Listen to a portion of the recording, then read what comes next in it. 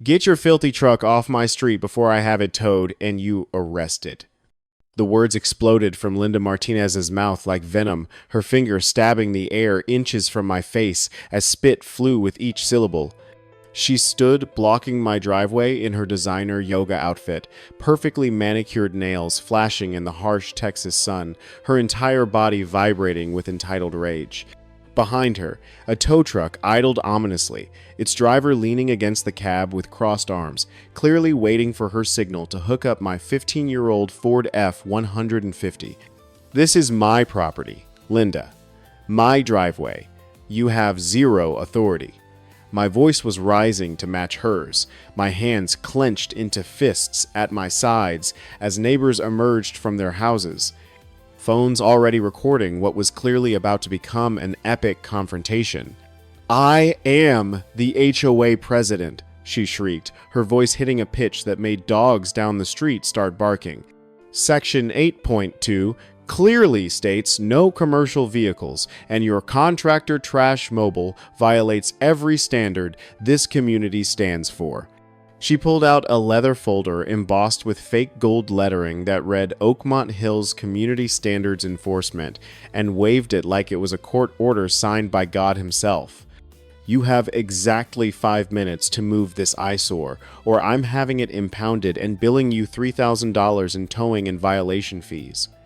That's when my wife stepped through our front door and Linda Martinez made the catastrophic mistake of her miserable life. "Oh, here comes the barista," Linda sneered, not even bothering to look at Sarah as she emerged onto our porch. "Tell your working-class husband that his blue-collar embarrassment needs to disappear from my neighborhood before I call real police, not whatever mall cop fantasy he lives in." Linda had absolutely no idea that the barista she'd just insulted with such dripping contempt was actually Assistant United States Attorney Sarah Mitchell Cooper, who'd spent the last 8 years prosecuting federal corruption cases and had taken exactly 0 days off from being someone you absolutely did not want to make an enemy of. The smile that spread across Sarah's face was the kind that makes defense attorneys request continuances. "Linda," she said with terrifying calm, pulling her Department of Justice credentials from her back pocket and letting the afternoon sun catch the gold badge, "I'm going to need you to repeat that part about calling the police. Please. I'm very interested in documenting exactly what you just threatened." The nightmare had started exactly 3 weeks earlier, on the first Tuesday of November 2024, when I returned from my regular 72-hour shift at the Austin Fire Department to find an official-looking notice zip-tied to my truck's door handle. The bright orange paper screamed "Final Violation Notice" in aggressive red lettering, complete with threatening language about immediate compliance and escalating penalties. I'd been a firefighter-paramedic with Austin Fire Department for 12 years, working the grueling schedule that kept me away from home 3 days at a stretch. My truck was my mobile office, packed with medical gear I maintained personally, training materials, and equipment that occasionally saved lives when I encountered emergencies off-duty. The F-150 wasn't pretty anymore. 15 years of Texas sun had faded the paint, and the department decals were peeling, but it was reliable, paid off, and exactly what I needed for my profession. The violation notice claimed my commercial vehicle violated Oakmont Hills HOA covenants prohibiting business operations in residential areas. It demanded removal within 48 hours or face immediate towing at owner expense, plus daily fines of $75 accruing from the date of first notice. The document was dated 10 days earlier, meaning I supposedly owed $750 already, despite the fact that I'd been at the firehouse for the last 3 days and never received any previous warnings. I stood in my driveway reading this absurdity, still wearing my AFD uniform shirt with Cooper stitched across the chest, trying to process how my work truck had suddenly become a violation after 4 years of parking in this exact spot without any complaints. The notice was signed by Linda Martinez, HOA president, with a phone number and email address for immediate compliance coordination. Sarah was in Washington, D.C. that week, prosecuting a federal embezzlement case that had her working 18-hour days preparing witness testimony. We'd moved to Oakmont Hills 4 years ago, specifically because the neighborhood was quiet, affordable, and had minimal HOA restrictions, just basic rules about lawn maintenance and exterior paint colors.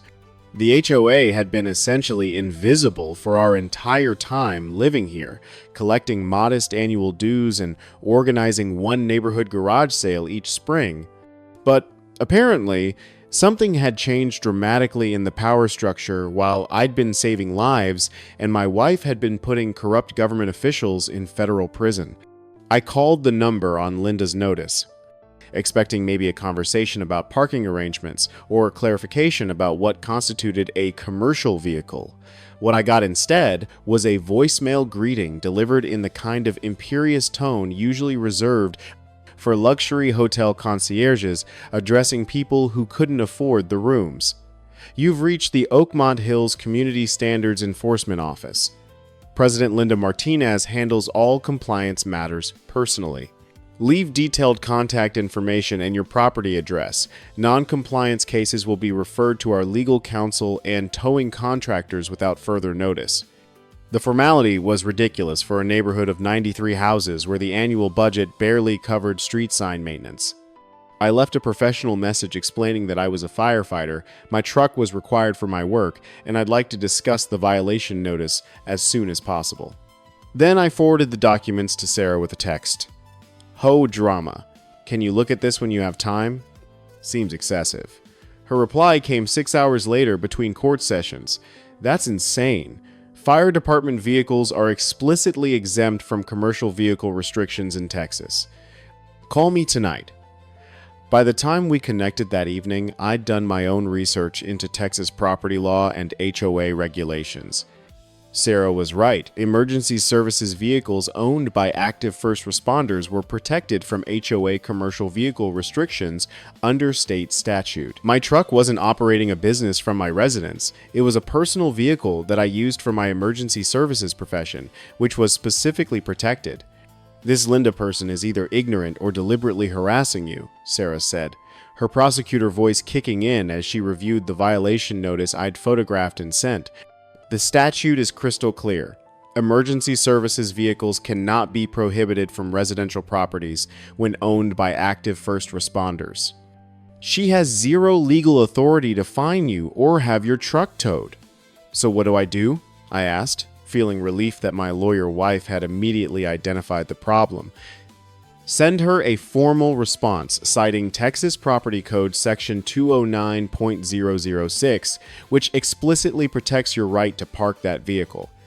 Be professional, cite the law, and give her an out by assuming she simply wasn't aware of the statute. If she persists after being informed of the legal protection, then we know this is personal harassment rather than legitimate HOA enforcement. I spent an hour that night drafting a respectful but firm response, citing the exact statute Sarah had referenced and explaining my status as an active Austin Fire Department firefighter-paramedic. I attached my AFD employment verification and copies of my vehicle registration showing the truck was titled to me personally, not to any business entity. The email was professional, factual, and gave Linda every opportunity to withdraw the violation notice without losing face. Her response arrived 43 minutes later, and it was shockingly aggressive for what should have been straightforward HOA communication. Mr. Cooper, your employment status is irrelevant to community standards enforcement. The statute you cited applies only to clearly marked emergency vehicles displaying current departmental identification. Your vehicle is a personal truck with faded peeling decals that create visual blight inconsistent with Oakmont Hills aesthetic requirements. The violation stands. Compliance is required within the original 48-hour window, which has now expired. You currently owe $900 in accumulated fines. Immediate payment or removal is required, or towing action will proceed without further notice. This is your final warning. Linda Martinez, HOA President. I read the email 3 times, my anger building with each pass. She'd completely ignored the legal statute, invented a new argument about visual blight, and increased my supposed fines by another $150. This wasn't about legitimate community standards. This was someone on a power trip who didn't like being contradicted. Sarah's reaction when I forwarded Linda's response was immediate and professionally icy. She just made this a federal civil rights issue, she said, her voice carrying the dangerous calm that usually preceded her, completely destroying someone's legal position in court. Retaliating against first responders for exercising statutory rights could constitute discriminatory housing practices. Document everything from this point forward, and don't engage with her directly. Let me handle this. But before Sarah could take any action, I had to return to the firehouse for another 72-hour shift. Station 12 was in South Austin, serving a high call volume area that kept our crew running medical emergencies and fire responses almost continuously. The 3-day rotation was exhausting, but created a tight bond among firefighters who lived together, ate together, and literally ran into burning buildings together. When I returned home on Friday afternoon, bone-tired and looking forward to 3 days off, I found my truck exactly where I'd left it, but now decorated with a massive orange violation sticker plastered across the driver's side window. The industrial strength adhesive had been applied directly to the glass, clearly designed to be difficult to remove and cause maximum embarrassment to the vehicle owner. A second notice was zip-tied to the door handle, this one escalating the language even further. Final notice before impound. Owner has willfully disregarded community standards enforcement despite multiple warnings. Vehicle scheduled for towing on Monday, November 18th at 0800 hours. Outstanding fines now total $1,175, including administrative fees. Legal action proceedings initiated. The multiple warnings claim was a complete fabrication. I'd received exactly one previous notice, which I'd responded to professionally with proper legal citations. The escalating fines were being invented in real time, pulled from thin air to maximize financial pressure, and the threat of Monday towing gave me exactly 3 days to resolve a situation that Linda was clearly determined to escalate regardless of legal reality. I spent 90 minutes carefully removing the violation sticker from my windshield, the adhesive coming off in tiny fragments that required razor blades and solvent. The deliberate vandalism of the sticker application suggested this was personal harassment disguised as HOA enforcement. No legitimate community standards process would damage private property to deliver violation notices. Sarah was still in Washington, her case hitting a critical phase that required her constant presence in court. But when I called her that evening and described the escalating harassment, her response was immediate and decisive. Okay, this has crossed from HOA overreach into actionable harassment, she said, and I could hear her shifting into full prosecutor mode. I'm finishing testimony Monday morning and catching the first flight back to Austin. Don't move your truck, don't pay any fines, and document every interaction. Linda Martinez is about to discover what happens when you threaten a federal prosecutor's family. Is this really worth your time? I asked, knowing how demanding her caseload was. It's just neighborhood drama, Michael. She's threatening to steal your property and extort over $1,000 through fabricated violations while you're literally saving lives as a first responder, Sarah replied, her voice carrying steel. This is exactly the kind of abuse of authority I prosecute, just at a smaller scale. And she picked the absolute worst possible target for her power trip. That weekend brought the Whisper campaign that transformed isolated harassment into community-wide intimidation. Saturday morning, I encountered our neighbor, Patricia Walsh, while checking the mail. She'd always been friendly, often chatting about her grandchildren and asking about life at the firehouse. But this morning, she hurried past with barely a nod, her expression uncomfortable. By Saturday afternoon, I understood why. My phone buzzed with a message from another neighbor, David Chen, who'd become a friend over the past 4 years. Hey man, heads up. Linda's been going door to door telling everyone your truck is bringing down property values and that you're refusing to cooperate with community standards. She's got some people pretty worked. I thought you should know. The character assassination campaign was methodical and effective. Linda was using her HOA president title to weaponize neighborhood opinion, turning what should have been a straightforward legal disagreement into a referendum on whether I was a good neighbor who cared about community standards or a selfish troublemaker who put personal convenience above everyone else's property values. Sunday morning brought Linda's most aggressive move, yet a mass email to the entire Oakmont Hills distribution list sent from her official HOA president address with the subject line, Emergency Community Standards Enforcement Update. Dear neighbors, as your elected HOA president, I must inform you of an ongoing compliance crisis affecting our community's property values and aesthetic standards. Despite repeated warnings and attempted good faith negotiations, one resident continues willfully violating clearly established commercial vehicle restrictions. This individual's refusal to cooperate has forced escalation to legal enforcement measures, including scheduled vehicle removal and significant penalty assessments. The HOA board stands united in protecting our neighborhood standards and will not tolerate residents who believe they are above community rules. Property values are everyone's concern, and we must remain vigilant against those who prioritize personal convenience over collective welfare. Towing enforcement begins Monday morning. Thank you for your continued support of community excellence. Linda Martinez, HOA President. The email was a masterclass in manipulation, carefully avoiding my name while making clear exactly who the non-cooperative resident was. The reference to legal enforcement measures and board unity suggested official authority that didn't actually exist. Linda had never called a board meeting or vote about my truck. She was operating entirely on her own authority as a self-proclaimed enforcement czar. The response in the neighborhood was immediate and divided.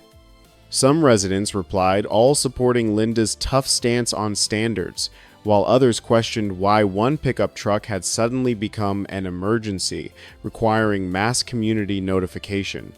David Chen sent me a private message. This is insane. She's turned your work truck into a neighborhood crisis.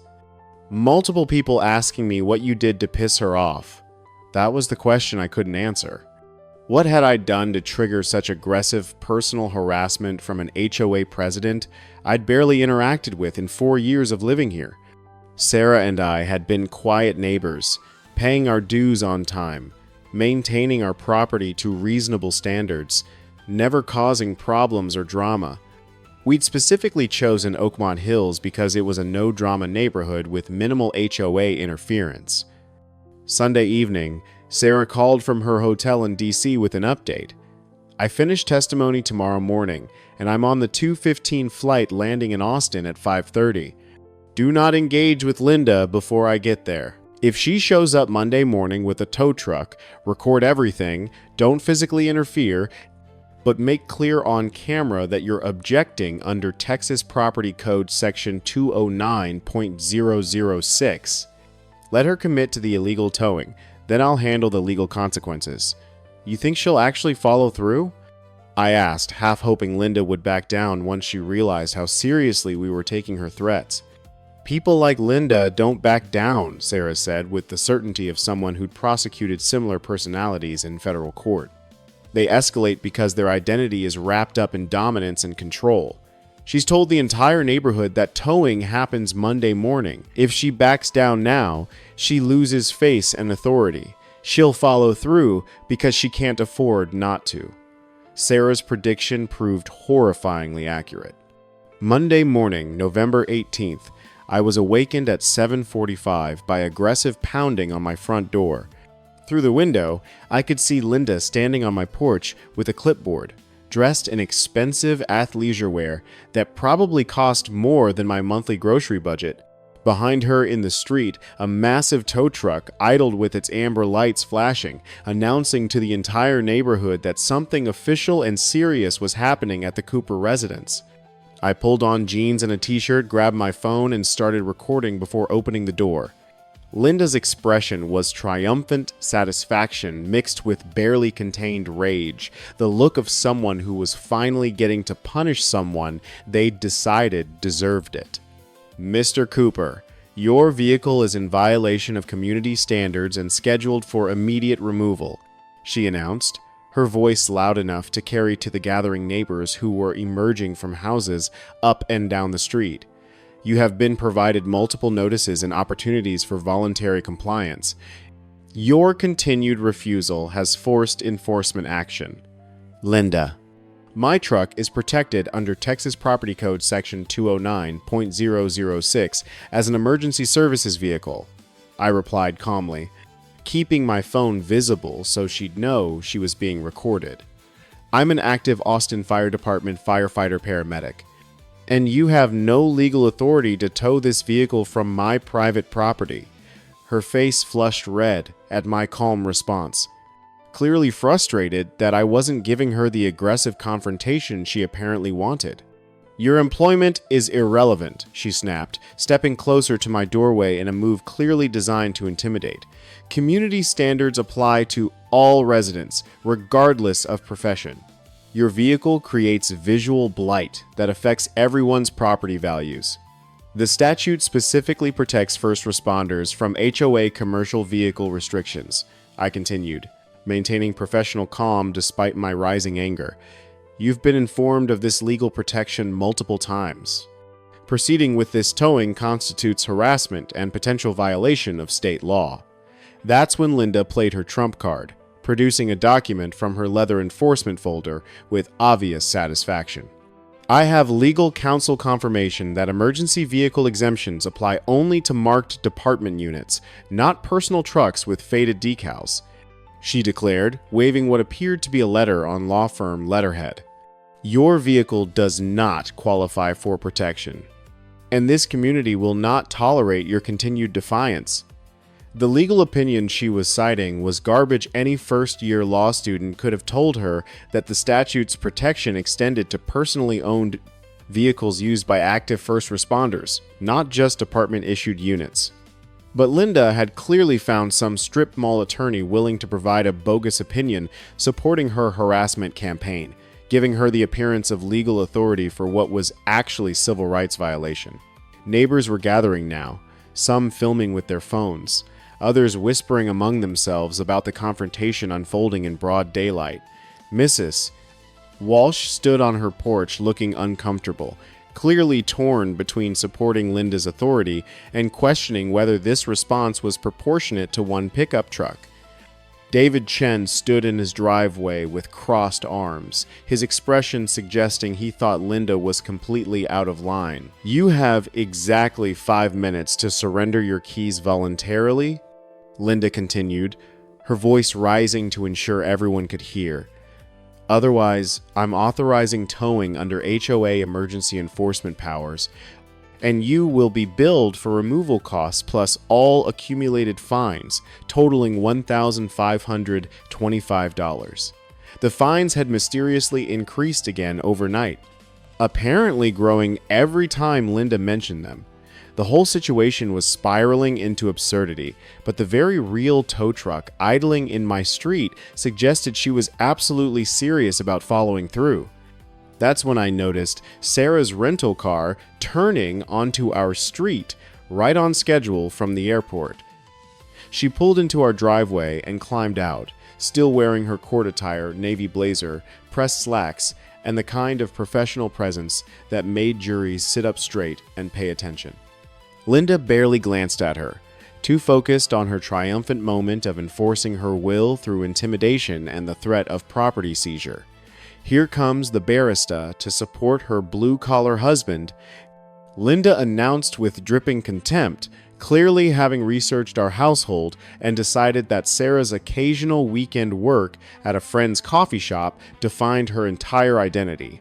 Sarah had indeed worked weekends at Java Junction for the past 3 years, helping her law school friend who'd opened the shop and needed reliable weekend help.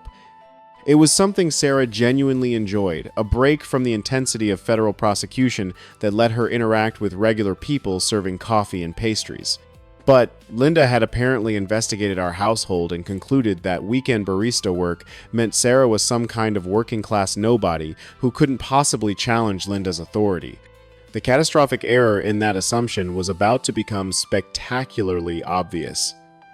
Tell your working-class husband that his contractor Trash Mobile needs to disappear from my neighborhood before I call real police, Linda continued, her voice dripping with class warfare contempt that suggested she viewed first responders and coffee workers as beneath her notice.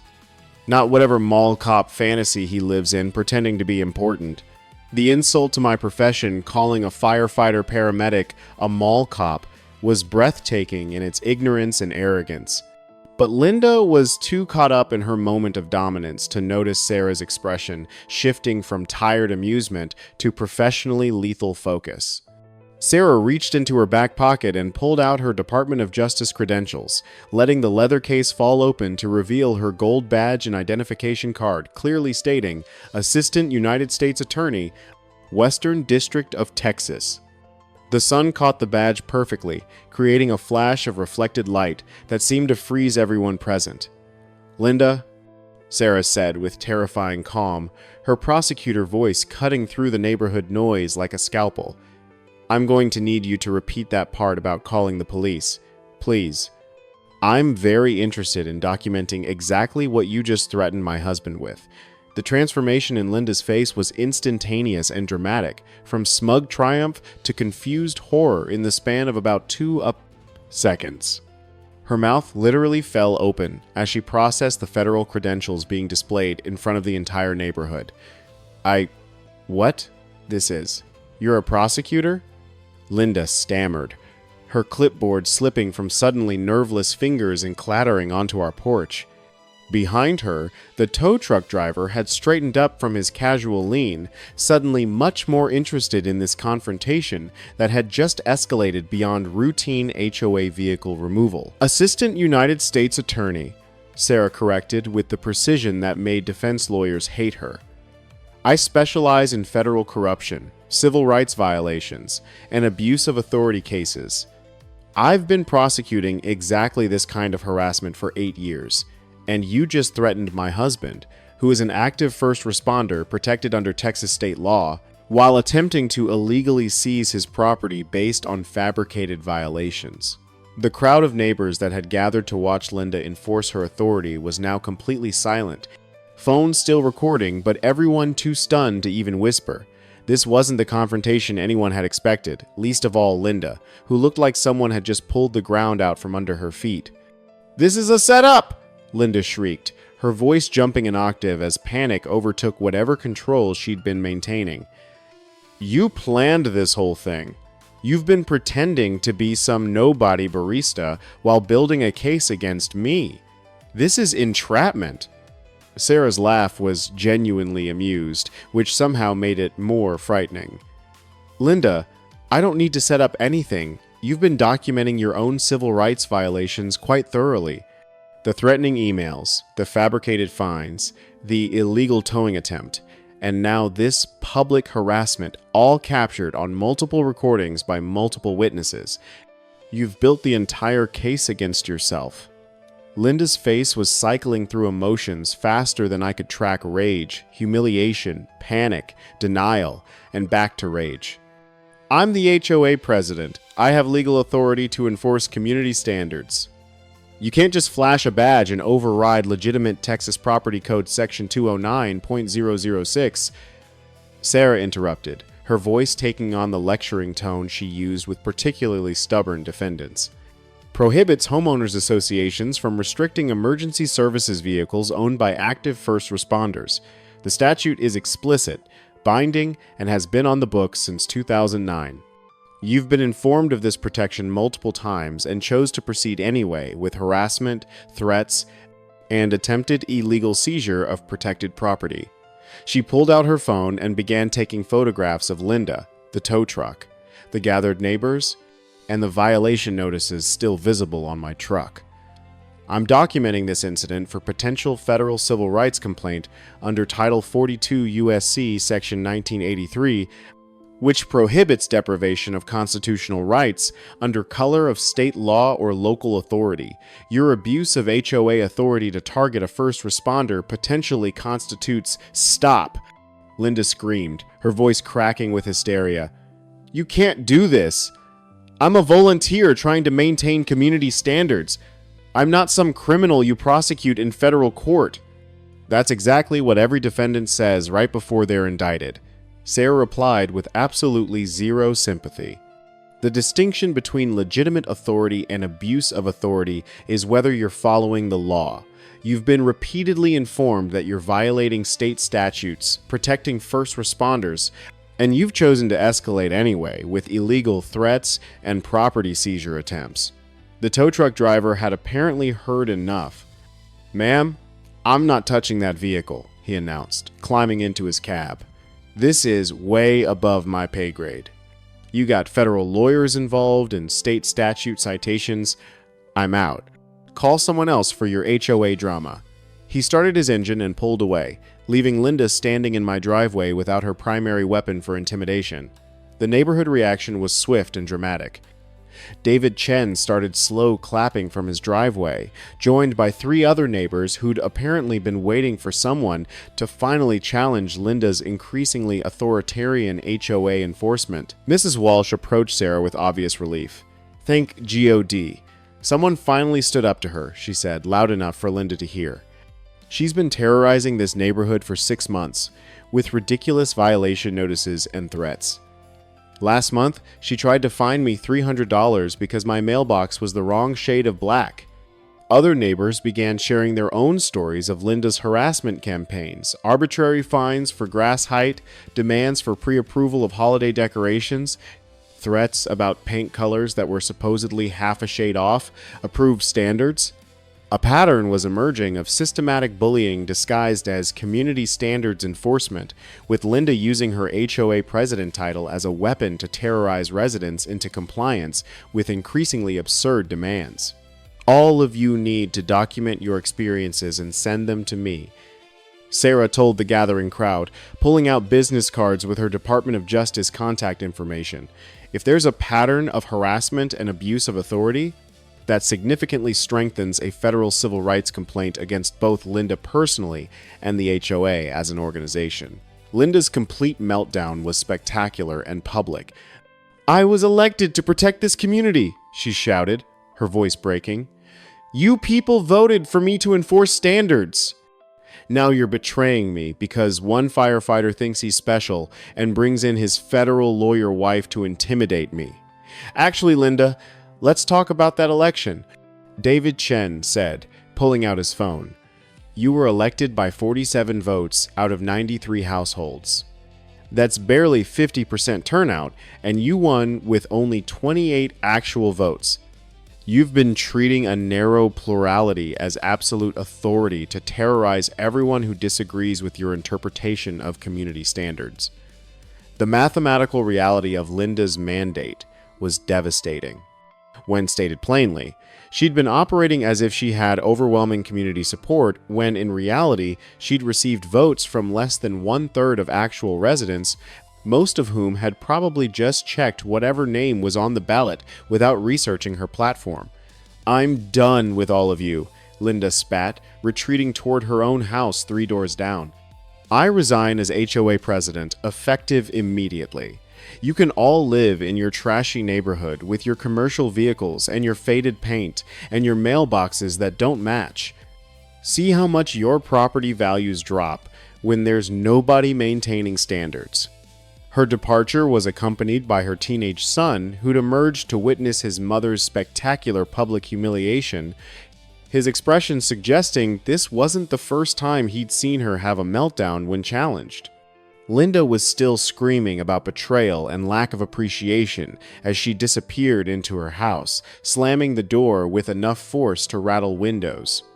The neighborhood exhaled collectively, like survivors of a natural disaster, realizing the immediate danger had passed. Sarah collected contact information from 17 different residents who wanted to participate in formal complaints about Linda's harassment campaigns. The stories were remarkably consistent: arbitrary violations, escalating fines, threats of legal action, and systematic intimidation of anyone who questioned her authority. "This is going to be a federal civil rights case," Sarah told me that evening as we sat on our back porch, finally able to relax after the day's drama. Not just against Linda, but potentially against the HOA management company that was supposed to be providing oversight. They had a fiduciary duty to ensure the HOA president wasn't abusing her authority, and they completely failed. "Is it really worth your time?" I asked again, still processing how quickly our quiet neighborhood life had exploded into federal territory. "Michael, systematic abuse of authority is exactly what I prosecute," Sarah replied, her voice carrying the passion that made her such an effective federal attorney. Whether it's a corrupt government official embezzling millions or an HOA president terrorizing first responders with fabricated violations, the principle is identical: people in positions of trust exploiting that authority for personal gratification at the expense of people who can't easily fight back. Linda picked the wrong target, but how many other targets did she succeed in terrorizing before she encountered someone with resources to challenge her? The question was rhetorical but pointed. Linda's harassment campaign had been methodical and effective for months, successfully intimidating residents who didn't have legal knowledge or resources to defend themselves. My situation was only special because I happened to be married to a federal prosecutor who specialized in exactly this kind of abuse, but that didn't make Linda's actions less illegal or harmful to everyone else. She targeted. The official investigation moved swiftly once Sarah filed formal complaints with both state and federal authorities. The Texas Attorney General's office opened an inquiry into HOA governance violations, while the FBI's Civil Rights Division began documenting patterns of harassment and discrimination against protected classes of residents, including first responders, military veterans, and elderly homeowners on fixed incomes. Linda's records, which she'd meticulously maintained in her belief that documentation proved her authority, became the primary evidence against her. Spreadsheets tracking violation notices revealed systematic targeting of specific residents, with Linda imposing fines that escalated dramatically for people who dared to question her authority while ignoring identical violations by residents who didn't challenge her decisions. The financial fraud was particularly damning. Linda had been collecting administrative fees and legal enforcement costs that weren't authorized under the HOA covenants and depositing them into a separate bank account she controlled personally. Over 18 months, she'd collected over $37,000 in unauthorized fees from intimidated residents who paid rather than face threatened legal action. Most devastating was evidence that Linda had fabricated the legal opinion she'd waved at me during our final confrontation. The supposed attorney whose letterhead appeared on the document had never been consulted. Linda had simply created fake law firm stationery and written her own legal justification for the harassment campaign. Fabricating legal documents was a serious crime that elevated her actions from civil harassment to potential criminal fraud. The criminal charges were filed in early December 2024, transforming Linda from overbearing HOA president to criminal defendant facing multiple felony counts. Wire fraud for sending threatening emails demanding payment for fabricated fees, forgery for creating fake legal documents, theft for misappropriating HOA funds into her personal accounts, and federal civil rights violations for systematically targeting protected classes of residents. The prosecution was handled by Sarah's colleague in the U.S. Attorney's Office to avoid conflict of interest, but Sarah provided extensive background briefing about Linda's tactics and pattern of behavior. The case was strong enough that Linda's defense attorney immediately began negotiating a plea agreement rather than risking trial against federal charges with overwhelming documentary evidence. Linda pleaded guilty in February 2025 to reduce charges in exchange for making full financial restitution to victimized residents and accepting a permanent ban from serving in any HOA leadership position anywhere in Texas. She avoided prison time through the plea agreement but received 3 years of probation, 200 hours of community service, and mandatory counseling for what her own attorney described as pathological need for control and authority over others. The financial restitution required Linda to repay the $37,000 in fraudulent fees, plus an additional $22,000 in damages for emotional distress and legal costs incurred by targeted residents. The lien placed on her Oakmont Hills property to secure the restitution forced her to sell the house at a significant loss, relocating to a different state where her criminal record and prohibition from HOA leadership wouldn't be immediately known to new neighbors.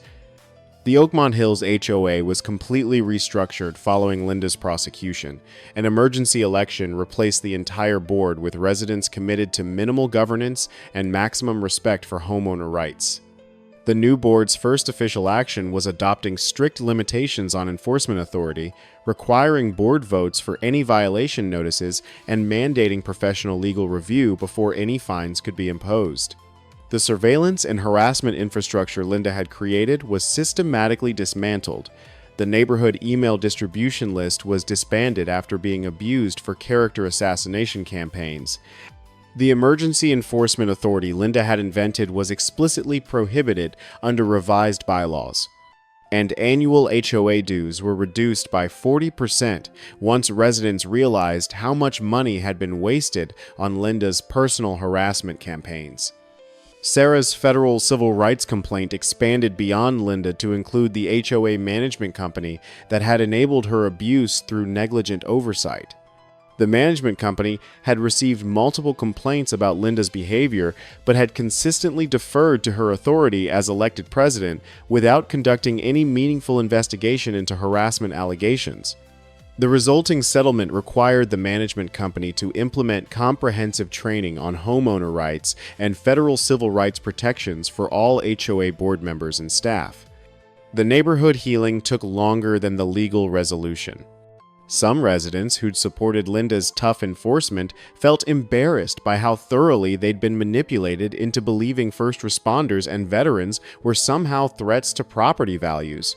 Others had been too intimidated to challenge her authority and felt guilty about their silence, while neighbors were being systematically harassed. But the overwhelming sentiment was relief. Relief that someone had finally stood up to Linda's increasingly authoritarian control. Relief that residents could make normal household decisions without fear of arbitrary violation notices and financial threats.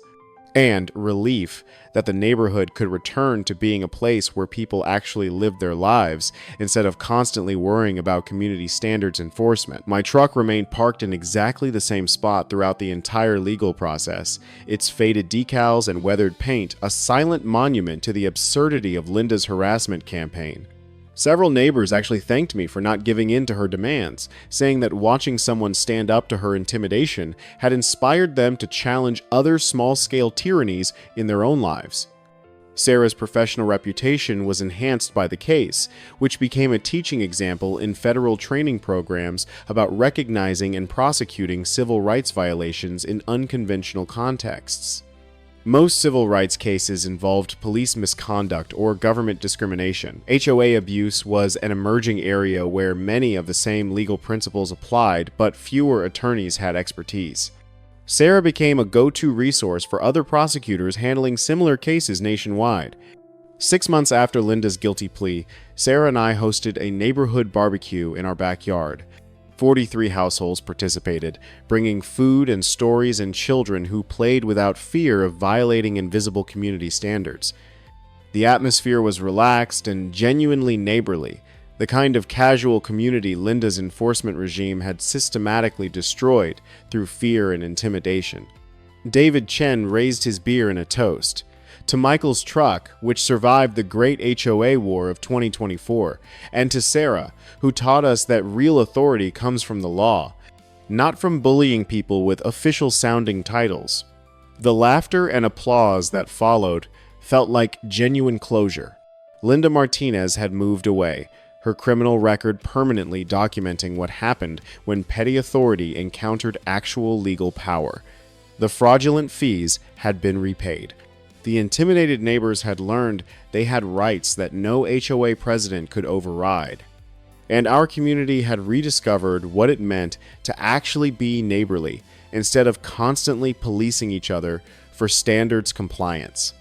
My 15-year-old Ford F-150 continued serving faithfully for my firefighter paramedic career, its faded decals and weathered paint marking it as a working vehicle that had saved lives and transported medical equipment through thousands of emergency calls. The truck that Linda had insisted was commercial trash, creating visual blight, remained exactly where it belonged, in my driveway, on my property, protected by law and by community support.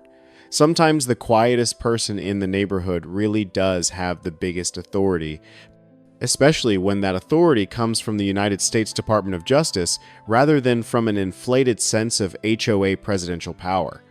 Linda Martinez had learned that lesson the expensive way, and her legacy was a community that had been reminded that real power comes from following the law, not from terrorizing people with fake authority.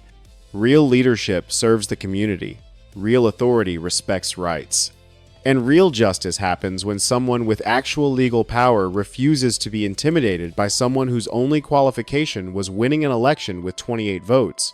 The final irony arrived 8 months later, when the Oakmont Hills HOA received an award from the Texas Homeowner Rights Coalition for best practices in limited governance and respect for homeowner constitutional protections. The reformed HOA had become a model for what community associations should be: minimal interference, maximum respect for property rights, and absolute prohibition on the kind of harassment and intimidation that Linda had believed was her presidential prerogative. My truck is still parked in the same spot. Sarah still works weekends at Java Junction when she's not prosecuting federal corruption.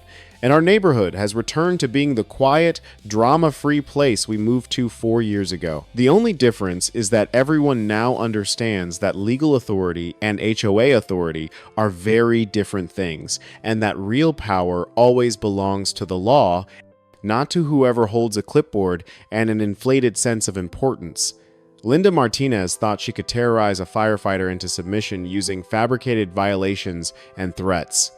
She had absolutely no idea his barista wife was a federal prosecutor who'd spent 8 years putting people like her in prison. That mistake cost her everything: her reputation, her position, her house, and her freedom from criminal conviction. Sometimes the best justice is watching someone destroy themselves with their own arrogance, documented by their own records, and prosecuted under laws they never bothered to learn. Linda built her own case against herself, one threatening email and fabricated fee at a time. All Sarah had to do was present the evidence and watch as federal law did exactly what it was designed to do: protect citizens from abuse of authority by people who believe their titles make them untouchable. The neighborhood learned an important lesson. When someone with a clipboard and an attitude demands you surrender your rights, sometimes the best response is patience. Document everything, know the law, and wait for them to encounter someone they really shouldn't have messed with. In our case, that someone was Assistant United States Attorney Sarah Mitchell Cooper, whose weekend coffee-making hobby was convincing camouflage for one of the most effective federal prosecutors in Texas. Linda Martinez picked a fight with a firefighter and discovered she'd actually been threatening a federal prosecutor's husband. That's the kind of mistake people make in movies right before their entire world collapses. Except this wasn't fiction. It was November 2024 in Oakmont Hills, Texas, and the collapse was thoroughly documented for the federal record. Justice served. Case closed. Truck still parked. Neighborhood finally peaceful.